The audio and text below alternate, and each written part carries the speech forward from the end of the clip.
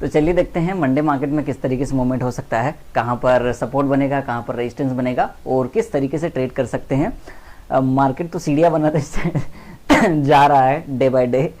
चलो, पर अपना काम देखो, मार्केट चाहे गैप अप खुल जाए, गैप डाउन खुल जाए, उसके बाद उसको एक सेटअप पर ही काम करना होता है। हमेशा कुछ भी हो जाए दुनिया में, कुछ भी हो जाए, मार्केट एक सेटअप पे ही काम करेगा, बशर्ते कि सर्किट ही लग जाए।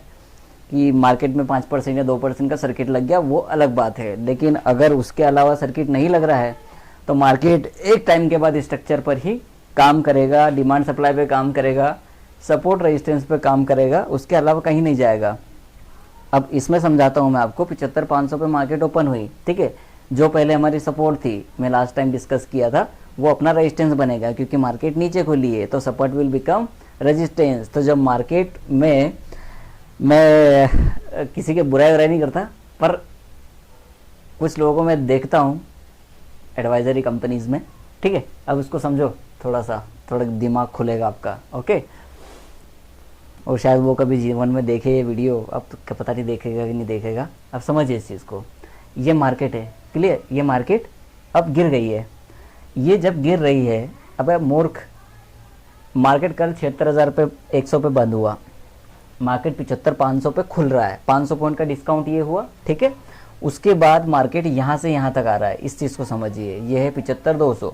सेंसेक्स 800 पॉइंट ऑलरेडी गिर चुका है उसके फर्स्ट हाफ में। अब अगर मार्केट को गिरना होगा तो पहले मार्केट को एक पुल बैक चाहिए, क्योंकि जो सेलर है वो अपना प्रॉफिट बुक करेगा, तो इट विल गो अप, चाहे वो कितना भी जाए, थोड़ा सा तो उसको जाना पड़ेगा, यूं जाए या यूं जाए, इस चीज़ को समझना चाहिए व्यक्ति को। उसके बाद आप पुट दो। तो जब फॉलिंग मार्केट होती है तो पुट ऑप्शन बाय नहीं करते। फॉलिंग मार्केट जब फॉल कर चुका हो तब पुट नहीं लेते, जब वो वापस पुल बैक आता है तब पुट ऑप्शन बाय करते हैं, ठीक है। तो उस मूर्ख व्यक्ति ने यहाँ पर एक पुट ऑप्शन दी और ये प्रीमियम यहाँ से यहाँ तक चली गई, ठीक है। तो जो प्रीमियम यहाँ पर 200 रुपये पर ट्रेड कर रही थी, वो प्रीमियम यहाँ पर जब आई तो वही प्रीमियम 170 रुपये ट्रेड लग गई, ठीक है। तो वो 30 रुपये, 15% का स्टॉप लॉस आपका उस ट्रेड में गया, ठीक है। अब अगर इसी चीज़ को इस तरीके से देखा जाता कि मैं एक पुल बैक आने देता हूँ, अगर आप एक डायरेक्शनल पुट ऑप्शन ही बाय करना है या मार्केट को सेल ही करना है तब की बात कर रहा हूँ, उससे पहले भी कुछ चीज़ें हो रही है, उसको समझते हैं।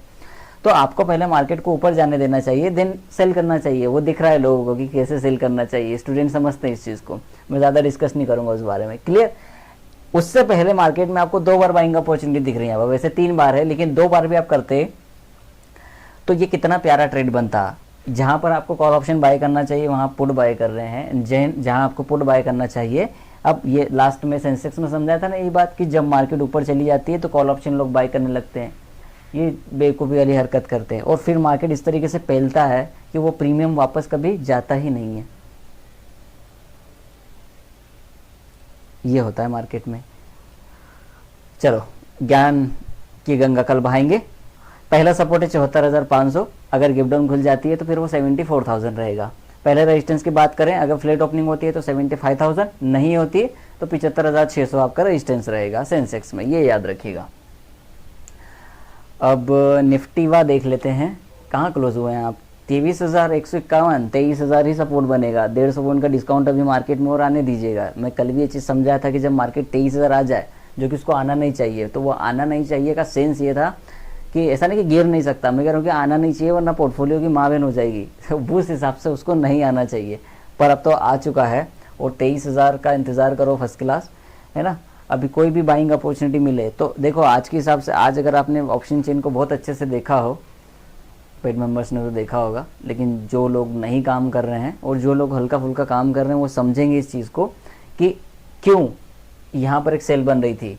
क्योंकि मार्केट में 23,300 पर एक अच्छा पुट हुआ ही था निफ्टी में, और जो 24,400, माफ कीजिए 23,400 का जो कॉल हुआ था वो मैक्स था, 500 रेजिस्टेंस नहीं था उस टाइम पे, 400 ही रेजिस्टेंस था, तो 100 पॉइंट की रेंज थी।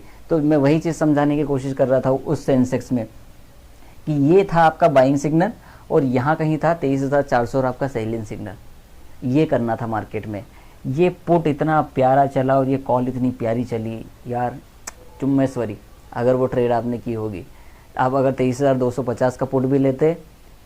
तो बहुत अच्छे से चल जाता। और अगर 23,200 की कॉल ऑप्शन बाय करते एट द मनी की, तो वो भी बहुत शानदार चल जाती। यहाँ पर एक कॉल और यहाँ पर एक पुट। उसके बाद तो फिर मार्केट में मूवमेंट हुए हैं। एक ये वाला मूवमेंट है जहाँ पर एक ट्रेपिंग थी, वो पुल बैक डाल के नीचे ही गया, और यहाँ पर एक कॉल ऑप्शन बनती, लेकिन वो इतना प्यारा बन नहीं रहा था जिस हिसाब से हमारा सेटअप है। लेकिन देखिए इसको मैं 15 मिनट लगाता हूँ तो खूबसूरती दिखेगी आपको।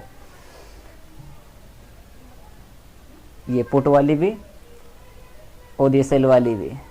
मैं कभी आपके साथ में फर्स्ट कैंडल पर कैसे बाय या सेल करते हैं वो स्ट्रेटजी शेयर करूँगा, शायद उससे आपको ज्ञान मिले। पर मुझे लगता है मैं वो पेड में ही रहने वाला है, तो फ्री वालों को तो नहीं मिल रहा। ठीक है, पर फ्री वाले समझ सकते हैं, अगर मेरी भावनाओं को समझना चाहें या थोड़ा मार्केट को समझना चाहें तो आपको बहुत औसम नॉलेज मिलता है यहाँ पर। अब यहाँ पर सपोर्ट रेजिस्टेंस की बात करो, पहला जो रेजिस्टेंस है वो 24,400 है, वैसे वो 23,200 है।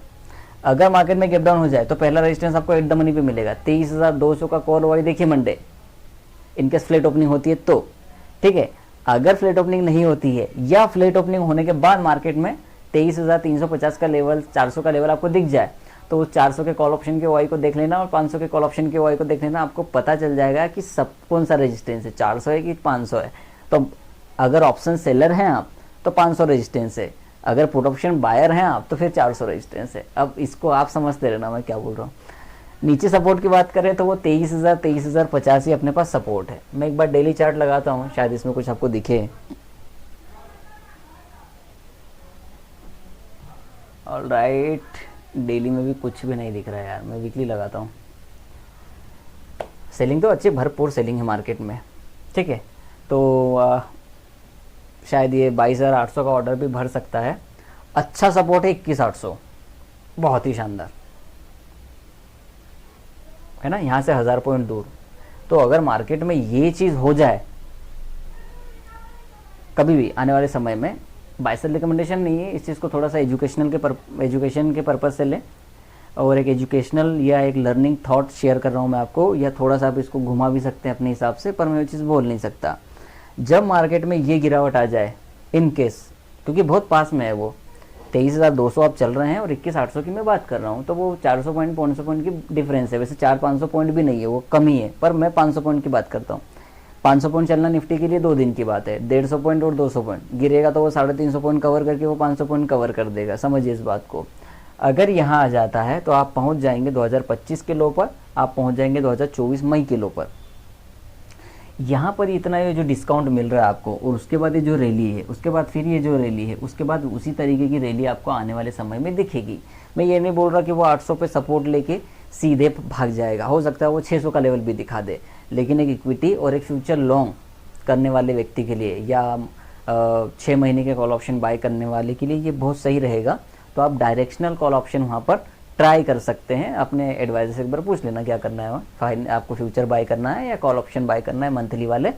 तो आराम से अगर आप एट द मनी का कॉल ऑप्शन भी बाय करेंगे, थोड़ा महंगा तो मिलेगा, लेकिन वहाँ पर आपको 5 से 10 गुना पैसा बनते हुए दिख सकता है आने वाले 2-3 महीने में। आने वाले 2-3 महीने मतलब जो इस लेवल आ जाएगा उसके बाद के 2-3 महीने। तो अगर उतना पेशेंस रहे आपके अंदर और उतनी थोड़ा आप रिस्क को मैनेज कर सकें तो वो कीजिएगा, मक्खन पैसा बनेगा। लोग कहते हैं ना कि ये तो हो गया तब आप बता रहे हो, मैं होने से पहले आपको बता रहा हूँ कि मार्केट में एडवांस वो ना एडवांस एनालिसिस जो होता है कि पहले से कौन बता रहा है, इन लोग बता दिया, ठीक है। तो इस चीज़ को आप ध्यान में रख पाओ और उस पर आप स्ट्रिक्टली काम कर पाओ, अपने आप को उस तक ट्रेन करो कि मैं उतनी रिस्क लेने के लिए तैयार हूँ, तब तो जाके आपका पैसा बने। फटी आपकी पहले रहती है यार, ये और गिरेगा, ठीक है, तो फिर वो तो आप कोई भी नहीं पकड़ पाओगे, कोई मूवमेंट नहीं पकड़ पाएंगे आप। क्लियर है। इसका डेली चार्ट लगा लेना उस टाइम पर 2-4 दिन बाद और समझिएगा कि मार्केट में क्या हो सकता है। एक टाइम बाद मार्केट रिएक्ट करना बंद कर देता है, चाहे कैसी भी न्यूज़ हो, क्योंकि इक्विटी को आप और ज़्यादा सेल नहीं कर सकते। इस चीज़ को समझिए, और ज़्यादा सेल नहीं कर सकते क्योंकि कंपनी की क्रेडिबिलिटी ख़राब हो जाएगी उससे। अगर सारे लार्ज कैप गिर गए, उस देश का 20% इंडेक्स नीचे है तो प्रॉब्लमेटिक हो जाता है, उसके बाद नीचे दिक्कत आ जाती है। तो वो ओवर सोल्ड, उसको और सेल किया जा सकता है लेकिन और सेल कर नहीं सकते क्योंकि प्रॉब्लम्स आ जाती है, ठीक है। इस पर हम कभी और डिस्कस करेंगे, इसको शॉर्ट ही रखते हैं। मैं हमेशा आपको सिखाने की कोशिश करता हूँ। सपोर्ट रेजिस्टेंस वो आप भी निकाल लोगे, डालना ChatGPT पे, वो खुद ही बता देगा। और पिवट पॉइंट लगाइएगा, सपोर्ट रेजिस्टेंस, आजकल बहुत अच्छे इंडिकेटर्स हैं जहाँ पर आप देख लोगे और डेली सुबह से शाम तक CNBC वाले चिल्लाते रहते हैं सपोर्ट रेजिस्टेंस के बारे में, वो तो आपको ऐसे ही पता चल जाएगा। लेकिन असल में मार्केट में क्या अप्रोच होनी चाहिए, किस तरीके से काम करना चाहिए, वो समझाने की कोशिश करता हूँ, वो भी फ्री में। तो कीप फॉलोइंग में और वॉच करते रहो, लाइक बटन ठोक दिया करो, और कुछ पूछना है तो कमेंट बॉक्स ओपन है आपके लिए। Clear? Thank you for watching.